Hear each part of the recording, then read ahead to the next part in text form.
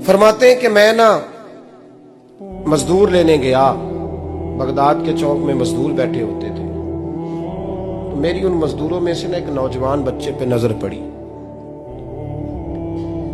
बड़ा कमजोर सा वजूद था, लेकिन चेहरे पर इबादत का निशान था। माथा बताता था कि नमाज का बड़ा ख्याल रखता है। मैं उसके करीब गया।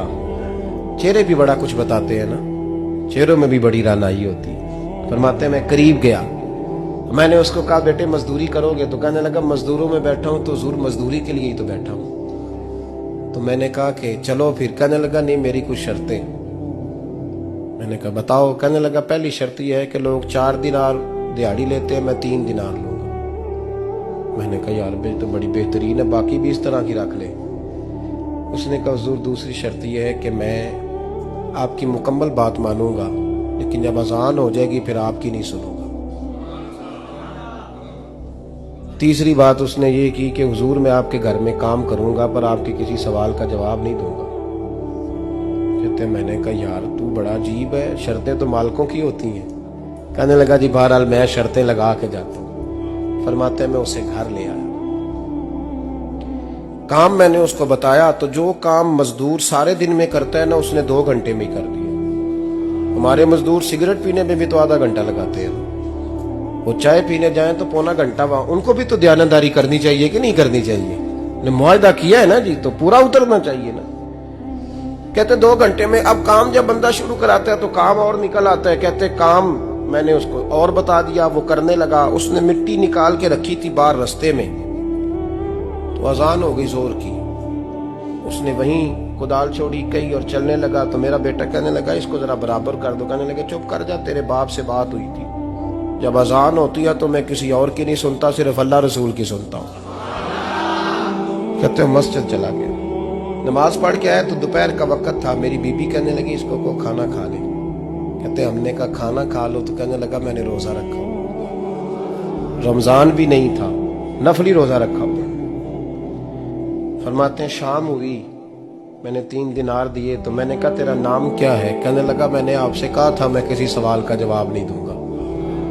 तो वो चला गया। अगले दिन मैं फिर लेने गया उसे, काम कुछ और निकल आए। तो लोगों ने बताया वो सिर्फ हफ्ते वाले दिन आता है।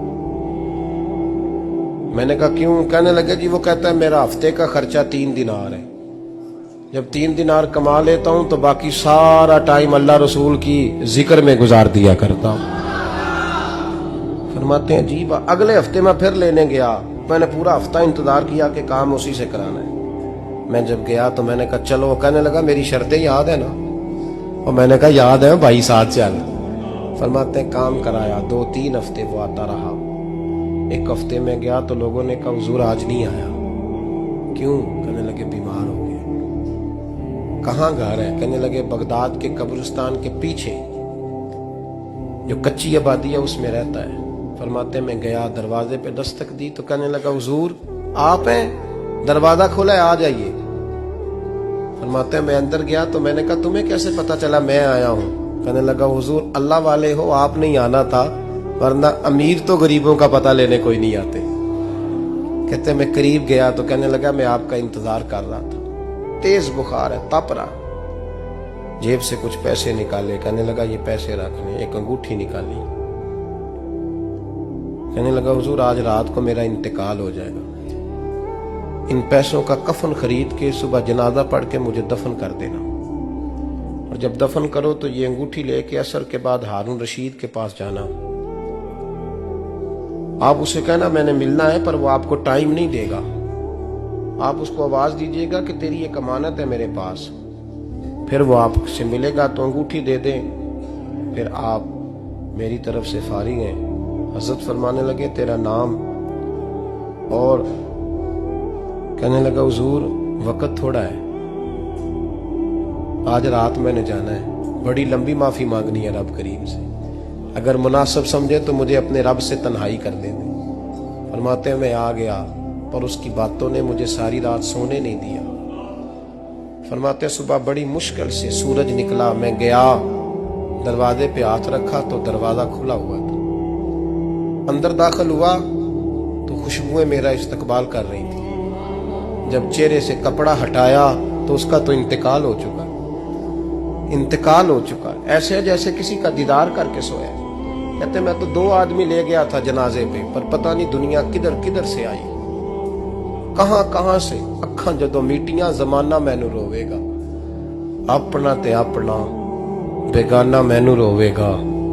फरमाते हैं मैं तो 2 बंदे ले गया था, पर पता नहीं मखलूक कहां कहां से आई। जनाजा पड़ा, दफन किया।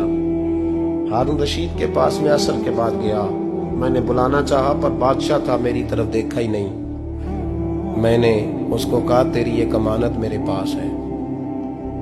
फरमाते हैं वो मुझे कोने पे ले गया, क्या बात है, कमरे में बुलाया, मैंने अंगूठी दी। हारून रशीद तो चीखे मारने लगा, कहने लगा अंगूठी वाला कहाँ है? मैंने कहा वो तो इंतकाल कर गया। कहने लगा मुझे कब्र पे ले चल। कहते मैं कब्र पे लाया तो वो लेट गया, तड़प के रोने लगा।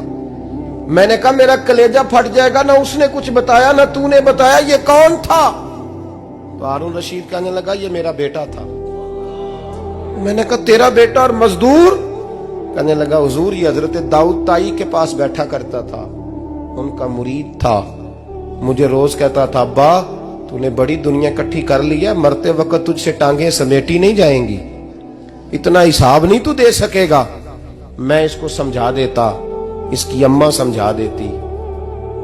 ये रोज हमें कहता छोड़ दो, आ जाओ अल्लाह रसूल की बारगाह में झुक जाएं। हम समझ। एक दिन ये चला गया, कहने लगा फिर तुम्हारा रास्ता और है और मेरा रास्ता और है। ये सोने की अंगूठी गलती से इसके पास रह गई, गलती से हीरे की अंगूठी चली गई। कहने लगा देखो मेरे बेटे ने आज वो भी वापस कर दी है। फिर तड़प के कहने लगा हारून रशीद था तो ये मेरा बेटा, पर मेरा मुर्शद निकला, मेरा पीर निकला। भाई जिंदगी तो बड़ी थोड़ी है ना।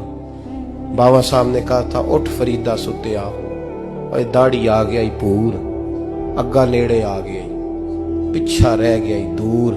उठ फरीदा सुत्या खलकत वेखन जा, मते कोई मिल जाई बख्शिया ते तू ही बख्शिया जा। उठ फरीदा सुत्या झाड़ू दे मसीत, तू सुते रब जागदा, तेरी डाडे नाल परीत। मेरा रब हमें भी अपनी बारगाह में कबूल फरमा।